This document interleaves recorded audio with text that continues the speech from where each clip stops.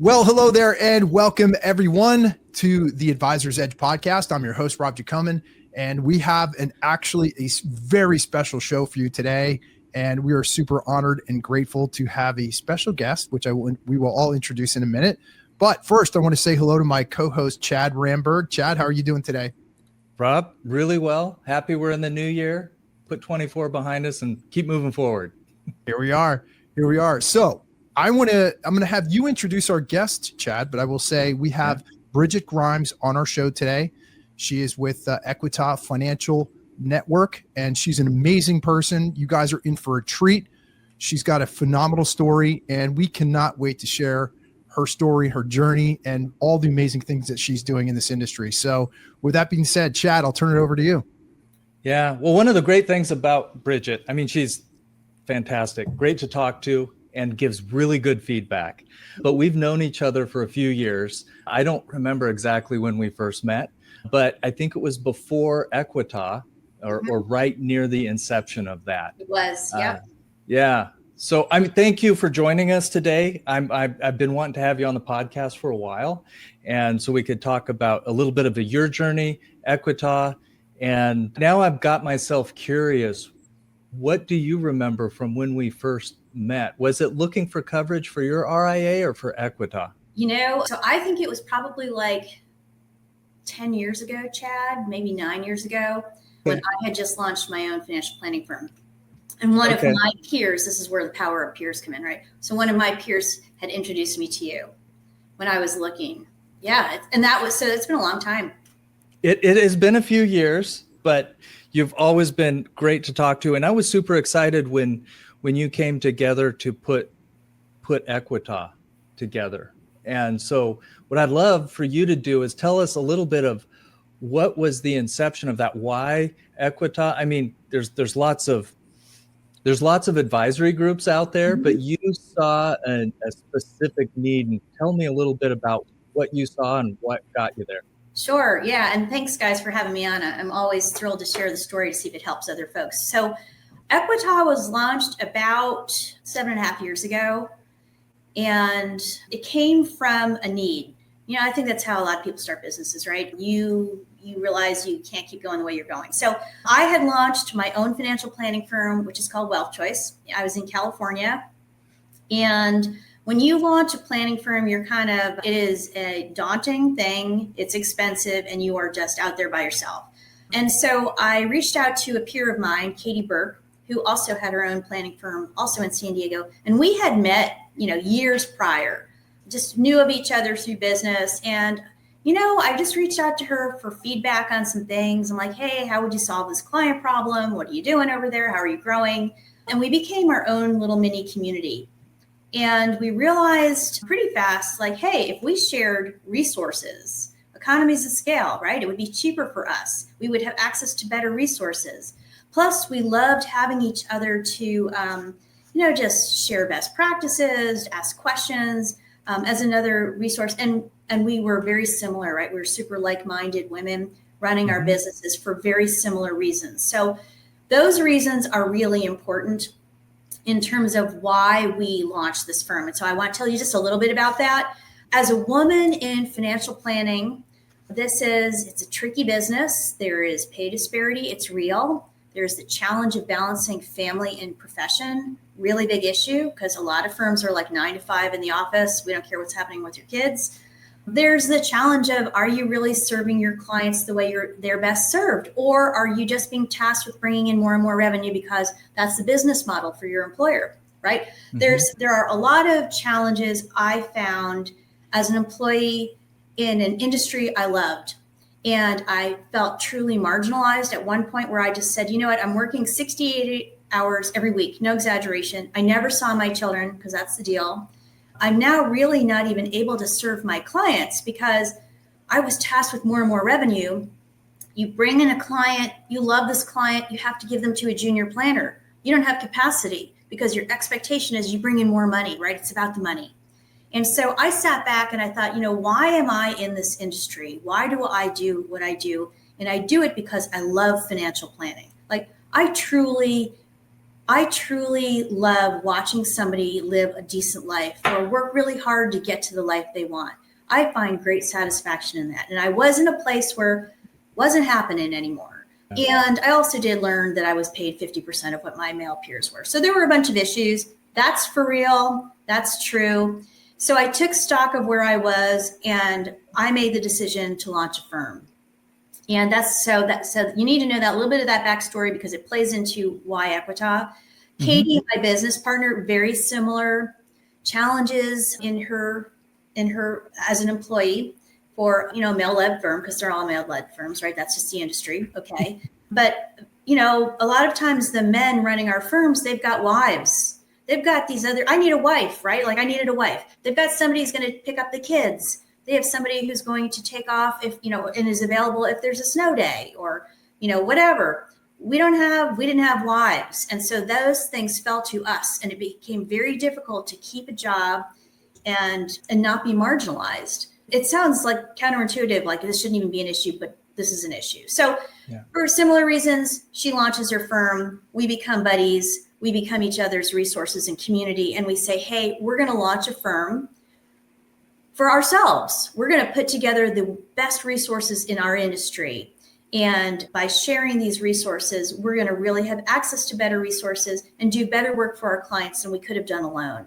And that was really the impetus. And when we started to get into it more, we talked to a lot of our female peers, primarily solos, right? Running their own firms on the smaller side. One of the things that they said was really missing was community.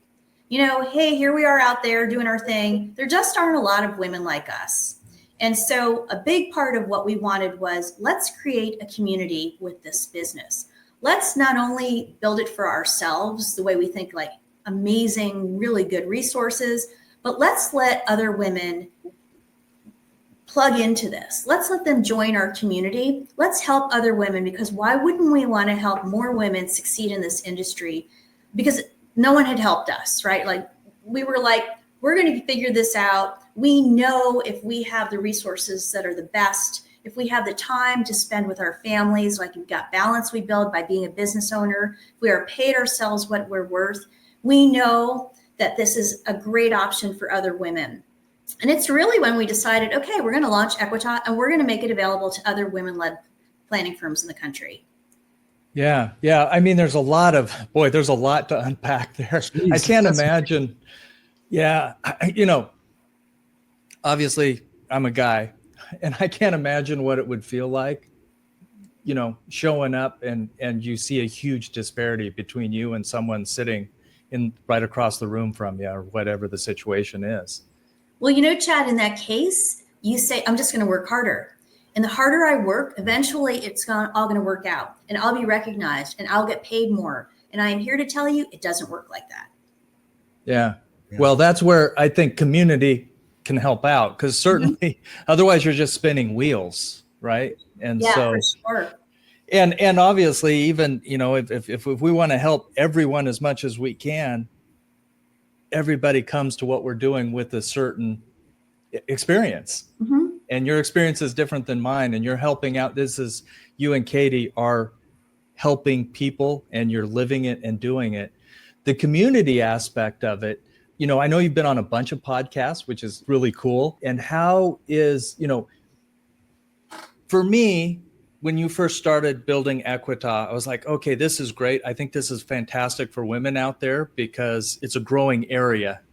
Women are living longer, they're more educated, going to college more, all of this, and it's needed. So I agreed with you, but you were really, with that focus of community, that's what I love about when you're out there talking about it, because it's not only helpful to women, it's helpful, I think, to men too, to understand not only the community, but also it's good and healthy to recognize the differences. Yeah. And you and I had talked a little bit about this earlier, and community, I think, is really, really important. Whoever your tribe is, you need to have those people around you, right? That's one of the things that Katie and I felt really strongly about. How do we bring together other like-minded women who have similar challenges, but have varied background, right? So everybody on every firm, we call them members, every member of Equita has a different background, different experience. different life experiences. And all of that comes into play when we share. This is a big group of people all about the abundance mentality. And that's an important part if you're going to join as a community. Hey, are you willing to share? Because I think that that's how we all get better. And, look, there's a community, I think, for everybody out there, men, women, whatever your demographic and your people are. I think that there's a true value in that. And, just a little story that I had mentioned to Chad, I just came back from 2 months of working in France.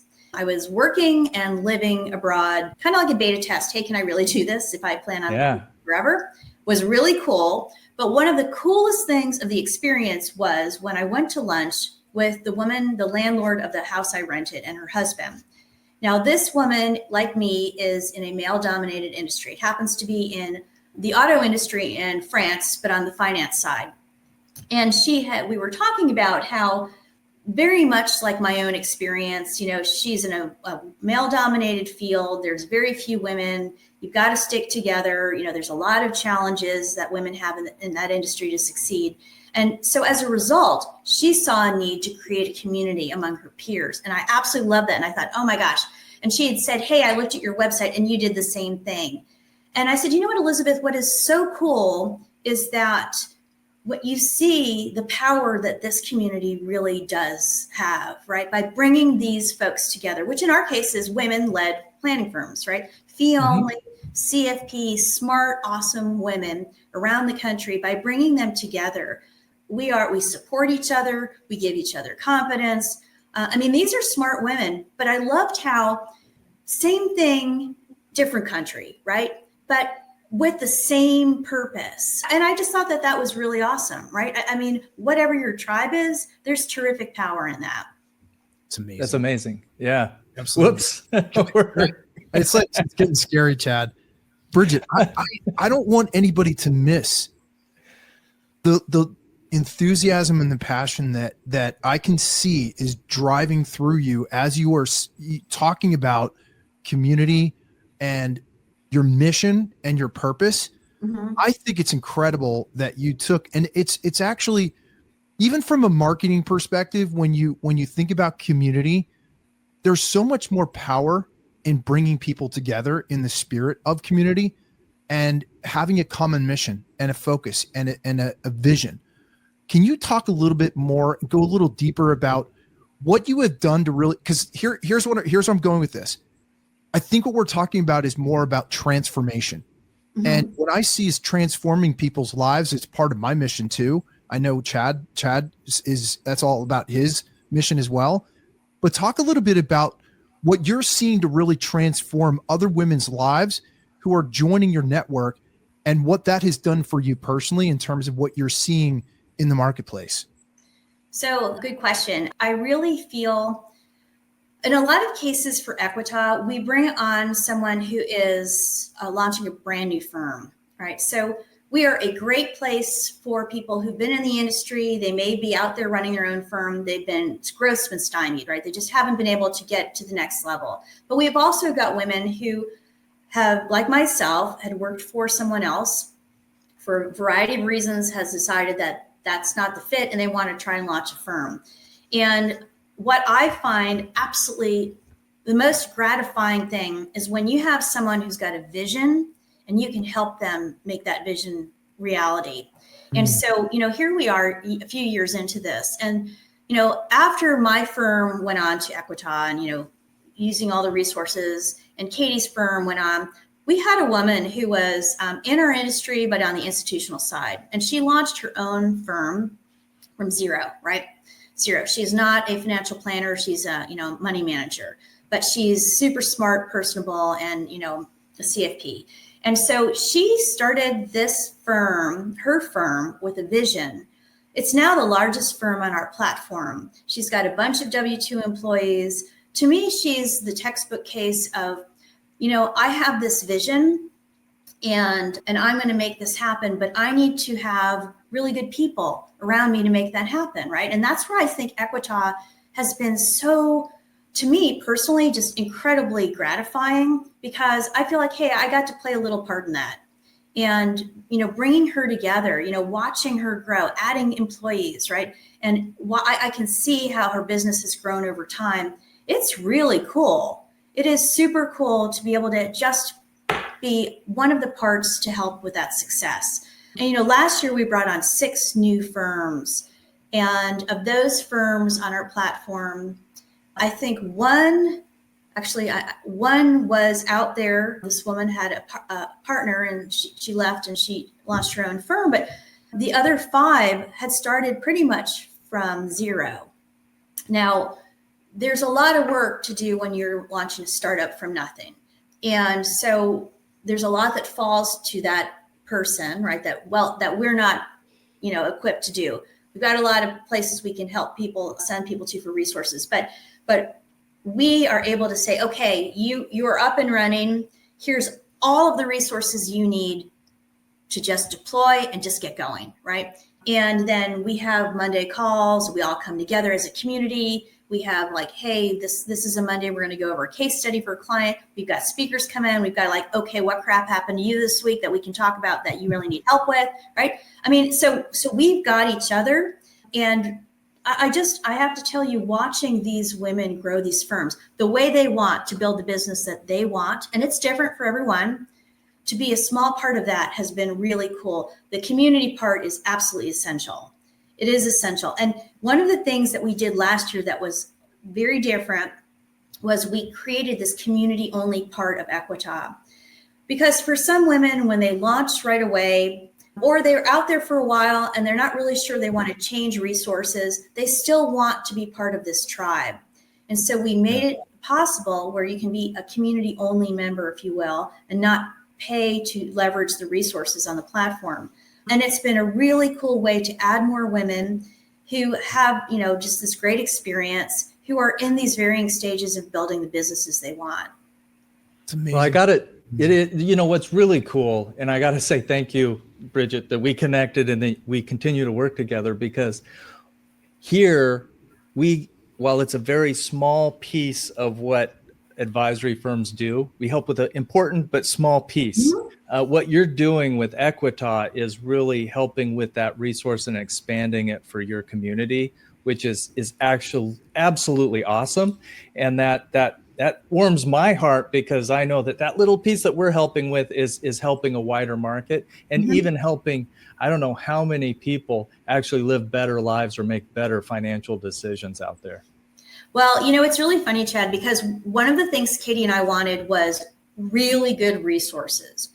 If you have a potential client, we never wanted them to feel like, this firm isn't as good as some nameless large wirehouse with gazillions of dollars behind them. We never wanted anyone to feel like they didn't have the best resources. So when we put everything together, compliance, E&O, you name it, we sourced the very best out there. And so I'll tell you, having you in our corner, I know this isn't a plug, but having you in our corner is great, because we have been so far ahead of what was ever required by our industry on that E&O, right? That was important to us because I run a firm.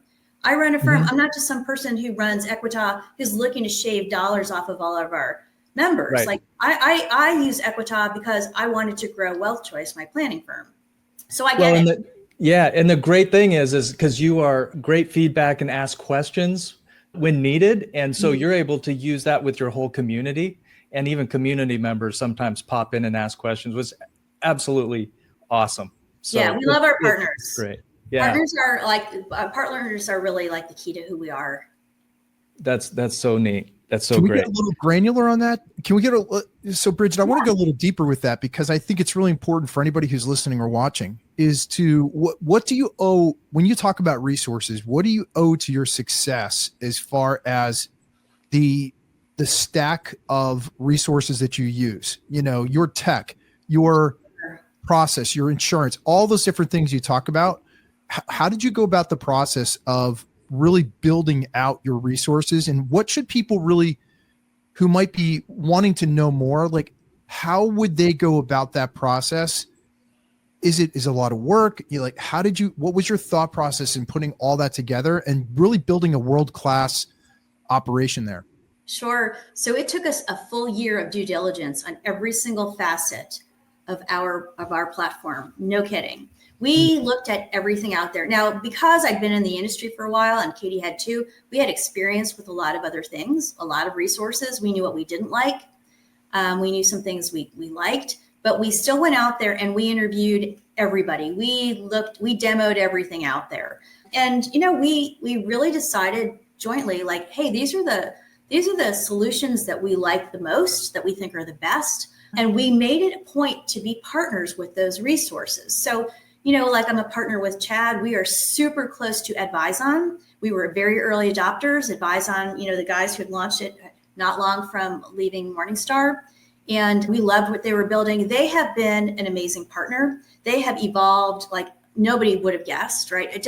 So we made sure when we picked our resources, who knew where it was going to go, but we picked what we thought was the best based on our experience. And like I said, my firm was the first on there. I demoed everything. I beta tested it all. We worked out all the problems on my own firm. But we also made it a really important point that these resources will be valuable partners. And we kind of went with smaller firms. If you really, Advizon was not, a huge portfolio performance software at the time. They were pretty new and fresh on the block. We have an outsourced CIO who had, not a huge firm, amazing partner, great trading team. These are small business owners who we chose to work with, and they understand the value of partnership. And it has been terrific. And as we've grown, they've grown, right? And when we have challenges, we come up with mutual solutions. It's been really, really great. I would say that, anyone can put together a tech stack, but try to put together a tech stack of partners who are going to be there for you, right? And who are going to, when you have feedback, are actually going to listen and care about, hey, maybe you should consider this. So our tech stack took a while to put together. We always review it. Are there things to change? Are there enhancements to make? Are we still good with what we've chosen? And so, we constantly check in. And man, fintech is always evolving. It's crazy. Like stuff comes down and I'm like, I don't even know. I mean, just one more choice, right? So we are always checking in. And one of the great parts of community is our members will say, hey, Bridget or Katie, have you heard about this company? Let's take a look at this. And so we will always bring that person in. They'll be a speaker to the community. They'll share with us. Sometimes it's a solution like Holistoplan, where it's a financial planning solution that somebody's found. Maybe it's a solution for helping clients with student debt, whatever it is. We're always looking to see, can we add to the tech stack? Should we make changes to what we have? And I think that that's one of the ways that community becomes super valuable, because it's not just two of us who are saying this is the way it's going to be. It's two of us saying we brought this to you all. Are there changes we should make, right? Is this working for you? We just changed our portfolio solution last year, actually at the beginning of January, but it was the culmination of years of discussion. We changed our pricing. I mean, we made a wholesale change in response to our members saying, hey, we want more agency around the portfolio solutions. And so that stack and the service offerings, if you will, that Equita provides, they're constantly evolving based on what the members want. It's awesome. So cool. It's like it's all part of the community. Even your partners, all of your partnerships that you just talked about are all part of your community, and you're really building a world-class experience for everybody. And the one question I have is, as a follow-up to that, Bridget, is when you think about the end user, in other words, the dream clients that all of your members are looking for, what types of things are you guys doing to really grow your marketing presence and really going out and growing these firms? Sure. So, and that's a really big part of this. It's really, how do you grow your firm, right? We want firms on our platform in our community who are focused on growth. That's a really big part of what we're all about. Right? Build the business you want, whatever that is, whatever your vision is for this. Some folks want to build a huge ensemble firm. Other folks are content with, hey, I want to stay solo. Whatever your vision is, we want to help you grow that. So the resources we have are really designed to help with that. We have a marketing team for Equita. And so oftentimes our members will tap into them for their own firms for help with marketing. It really depends. It's very interesting. When we first launched Equita, we actually had a coach who would do coaching for all the member firms. And what we found is coaching is so subjective that folks really prefer to choose their own coach. I'm a huge fan of coaching. And I truly do believe a lot of the growth for my firm, Wealth Choice, is due to the fact that I had some amazing coaching. But we found that we couldn't really make that choice for our members because it really is so personal. So I think a lot of the sharing that we do helps each other grow. Like, one of the things, someone had brought on this resource called Nitrogen. And Nitrogen is a risk management tool for financial planning firms. And this one firm, one member, uses it for prospective clients. And she walked through with us, this is exactly how I use this tool. This is how this helps me convert prospects to clients. So it was amazing. And I actually, after that conversation with her, and we had somebody from Nitrogen speak to the community about the tool. So we were all like, okay, does this fit for me or not? I actually engaged with them for my own firm, and we now use it in our prospect process. So this all comes from sharing, right? And this is where the sharing absolutely helps fuel the growth. Love it. It's great. So what I would love to do also, because your legacy and what you're building, I think, I've known you for 10 years. I'm curious when we look back 10 years from now, how things look. I think it's going to look pretty amazing. I would like to understand, or if you can give us just some tidbits, maybe for if you are a female-led firm and say, if you want to talk to Bridget or someone at Equita, something that would be helpful for them to understand, but also for those advisory firms, because they are mostly led by men, but we do have wives and daughters and family, and they're important. Maybe give us some insight of what is some of the challenges that we can be some more supportive, really, of those around us in your community, or in the female community, let's say, because it is. I'll be frank. I've made mistakes myself, in front of my wife or women, and it's like, hey, Chad, I need to do something a little bit different. It can be way more supportive. So maybe, do you have an insight that you can help us understand better? Sure. That's kind of like a loaded question, but Sorry. That's okay. It just came to me that way. No, totally fair. It's all good. One of the challenges of being a female professional is that, and it doesn't even matter what your industry is, but there's cultural issues, right? And this is just the way it is. I would say pretty much every industry is male-led, male-dominated, because historically women, were home, or fewer women worked. Like, that's just the way it is. And so, and look, I've been on Wall Street since 1986. It's a really long time ago, where I started as a trader at a hedge fund. So I'm here to tell you things haven't really evolved. I was the only woman on the desk, the trading desk. That really hasn't changed, and we're talking a long time. So I made a decision a few years ago that I probably couldn't change the industry. I'm not going to be alive long enough to watch it change where it's perfectly equal. But in my small way, I want to make a difference to women now, however I can. And so that goes back to your question, Chad, like, how can you support women? The cultural issue where women handle a lot of the family life and home life, that hasn't changed. And there are a lot of statistics recently run that show you that women are still bearing the brunt of taking care of family and home, and aging parents, whether it's their parents or their husband's parents. This is just our culture. It makes it really, really hard to succeed in business as a woman when a lot of that burden falls to you.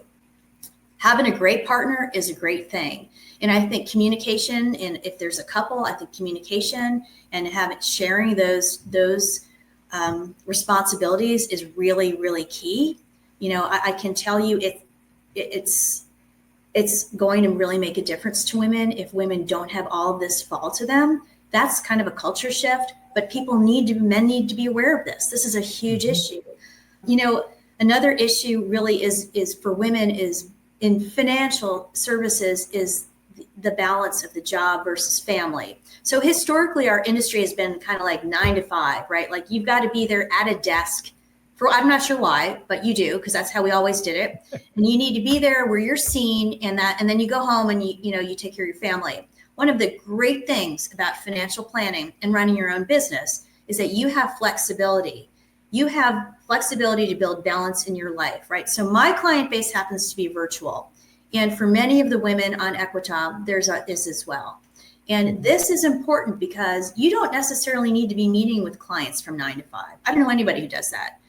But maybe you schedule your client meetings around your kid's soccer game or a vacation or anything else in your life that's actually a priority that you would like to do. You can do that. You can still be present in your family and your friends and run a successful, thriving business if you run your own firm. And if existing financial planning firms heed this and understand this and provide more flexibility for women employees, they will keep more women and those women will be more successful. And that flexibility, we need to see that in our industry. Okay, so I'm hearing, Chad, I really need to communicate better with my wife, and flexibility is important. And I think that's a good reminder, and I appreciate it. And I think these are helpful for the broader community and all of us. So thank you for taking a risk with me, asking a pointed, potentially tough question. No, and you know what? And we need to get there. We need to move things along. I'm thrilled. I hired my daughter last year as an associate financial planner. She's 27. And I am so excited for her because she can avoid a lot of the things that I had to work through. She can have children. She can be incredibly successful and help run this firm. And that was really not possible for me. That it was a very different experience. And I would love to see her stay in the industry employed, but still have room for family. When I see women who have chosen to take themselves out of business, take themselves out of the workforce, it is not good. I'm here to tell you, it sounds great. I love the idea of a mom staying at home. I fear for what happens down the road financially for those women. So my goal is, how do we keep more women in financial services on their terms and give them the resources to be successful? And then we'll keep more women. Yeah. It's an amazing thing, because Bridget, what you're talking about is the balance of home, family, if you have strong faith, but also in business. I was just having a conversation with a new guy I just met, and we had a common connection. He saw one of my posts and he said, "Hey, you happen to post something about faith?" And I was like, "Yeah, you know what? You can't separate the two. You can't separate business, your faith, your family. It's all intertwined together, but you need to have balance. You need to have balance because it makes you feel better about how your relationships are. They're stronger. You can come up and you can come into business every day and show up and be focused. And it's so important for everybody in the family to be on the same page." So I applaud you, Chad, for asking that question, because I don't think it's talked about enough. And even in the male, listen, I've been in the insurance industry almost 2 decades of my career. It's the same way in the insurance industry. It is no different at all. Yeah. I often joke about it. It's run by a bunch of old, white, gray-haired guys. And okay, come on, be careful. My hair's getting grayer. No, I'm going to I'm going to do a plug, because I think our next episode after this is with a guy talking about the modern husband and how, I hope it's going to be fun, because I think he's going to bring some ideas of how we can build better families and just work together well. It's part in getting better together, which is where life gets fun. Love it. Yeah. Yeah. And, having these conversations, guys, is so terrific. So thank you for bringing this up. Really, our goal is to help everybody live a better quality of life, right? And by asking the hard questions and really, getting people to talk about solutions, I think that's the way we can make a difference. Totally agree. I think that's one of the greatest values and benefits of having a community, is that everybody can be supportive of one another, but also feel free to seek out help when you need it and say, "Hey, you know what? I don't have all the answers. I can't always figure this stuff out for myself." But like you, Bridget, I look at you as like a trailblazer. You're like somebody who's like, I blazed this trail. I don't want you to make the same mistakes that I did, but I want to be here for you. I want to support you in your growth and your success and be a resource for you when you need it. So I think it's an amazing, I'm just blown away. I'm actually so inspired by this podcast. This is like one of the greatest benefits of doing what we do, is that I'm ready to like run through a burning building and start a community and but that is actually in the works. But so I guess my last question for you is, what does that do for the type of dream clients that the firms that are members with you? Do you guys seek some commonalities in how the marketing that you do and just your culture attracts a certain type of client more so than others? I don't really know. We each serve a very different demographic. It's one of the things that's, I think, really unique, right? I happen to serve what we call breadwinner women. So these are women who, they look like me, right? A ton of things fall to them. It all ends with them, like, what's going on with your business? They've got a million things on their plate. That's my client base. But every single woman on Equita has a different client base, different client who they choose to serve. And I actually love that part, because sometimes there's overlapping, and we'll share. I don't work with clients going through divorce. It's not my strength. It's not my expertise. But there's a woman on our platform who does. And so, I can help. We can help each other in that case.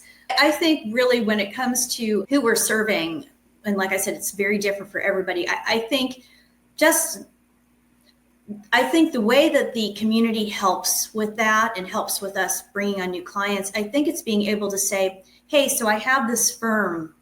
It's my own firm, and this is how we do these things. But I am part of this much larger community behind me. And so I have these, and I proudly put on my Wealth Choice website a member of Equita on there, right? And so we leverage that community by saying, I'm an individual firm, but I'm part of a bigger community. And that community brings these tremendous resources and perspective, which helps me help you better. And I think that that's how most of the members choose to leverage the community part. I'm going to be a little selfish here, Chad, because I have a follow-up to that, because it's like right in my wheelhouse. How important, Bridget, do you feel it is for an advisor to truly find the lane, find that specialty expertise that they can thrive in and that feels really good to them, so that they have a single-minded focus on serving a certain type of person or certain type of organization or whatever the case may be? How important truly is specialization in your world? Yeah, it's huge. It is huge. So I don't know if you're familiar with Michael Kitces, who's like our industry guru. Yeah. Of course. We'll plug for Michael. Hey, Michael. And so he is a huge fan of the niche. And I've always just served. I came into financial planning wanting to serve women who look like me. That was, I got divorced. I had two great friends. One's a surgeon, one was running a media firm. We were all getting divorced at the same time. And I was like, holy cow, who's going to take care of us? Like, I don't have time to think about what I'm doing in 5 minutes. Like, how am I going to have a plan to be okay down the road? How are any of these women going to be okay? And it's truly why I went into financial planning. So I had an organic, if you want to call it, client base that just sort of happened, right? I'm only doing what I'm doing to serve women who look like me. But that has been a tremendous asset, right? I am my client. I know the stuff they're going through. And so by becoming an expert in those challenges and the solutions, you become invaluable to clients. And by only being in this one specific niche, you are sought after, right? So women who know what I do, who look like me, come to me. And I think the niche is absolutely critical. I really do. And I encourage all of the members to really focus on that niche and trying to niche down to really, who do you want to serve in a very specialized way so that you know their challenges and you become this very unique, solution for them.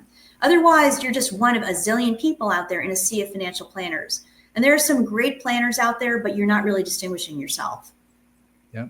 Love it. You just spoke my language right there.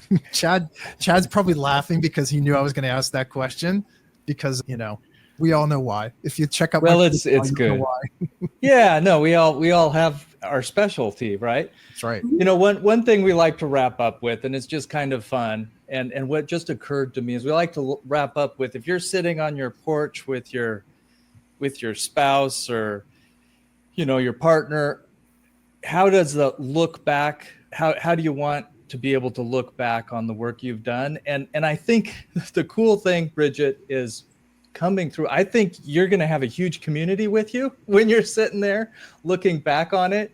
And it's almost you've answering it all the way along through the podcast, which is really cool. But I want to make sure we give you the opportunity of even more than that. What does that look like to you when you see yourself in the future and you're like, okay, this is a life well lived? That's a good question. I think there was just something in the Wall Street Journal on this too. I never want to have regrets. I just want to look back and know that I helped some women live a really good life. I want to know that I made a difference. I feel where I am now in my career, I feel really blessed. I built a pretty good sized company, and this is my planning firm. And I'm financially okay. And I feel it is my duty to help other women succeed in this industry because no one helped me, Chad. I never had a mentor. I had no one. And that's really a sad thing to say. Yeah. I, any woman who ever contacts me, which happens pretty often, and, another CFP, wherever they are, I get Canada, I mean, you name it, UK, I will take that call and I will share whatever I can to make a difference to that woman. And I'm like, hey, you call me whenever, because I feel that I have been really lucky and I've been able to figure it out. And I have built a community aside from Wealth Choice, just, and Equita, all my peers of women in this industry. And there are great women in this industry. And I feel that we are all doing what we can to help the folks behind us because we've been lucky. For some reason, we sort of figured some things out. And so, I just hope when I get to that point, and I don't think I'm ever going to stop work. That's, God willing, that's my plan. But I would just love to be able to look back and see that I really made a difference to some women. That's fantastic. And I got to say thank you for letting me serve a small part in helping Equita and your community out. At Box Professional, we are absolutely honored to be serving you. Thanks. You're a great partner. Couldn't be happier. Well, Bridget, thank you so much. We are honored and blessed to have you on the show. And just for those who are listening and watching, how can they reach out to you? My gosh, I'm inspired. Like if I watch this and I didn't even, I'd be like, I need to get her number and find out, kind of pick her brain and build a relationship with you. How can people get in touch with you? Sure. LinkedIn is good. So I'm on LinkedIn. You can find me there. You can reach us through the website, which is Equita FN. FN is in financialnetwork.com, and you can reach me there. And I'm happy to talk to anyone. Just if there's anything I can share that can make a difference, I'm all for it. Awesome. I will put all of the contact information to reach Bridget in the show notes. So listen, we are so grateful to have you on, Bridget, and you are doing such amazing work and continue to keep doing what you're doing and, following your passion and it just comes through in everything you're talking about today. So we're really honored. Thank you so much. Thanks for having me. All right, guys, we'll see you again on the next episode of the Advisor's Edge podcast. Take care, everyone.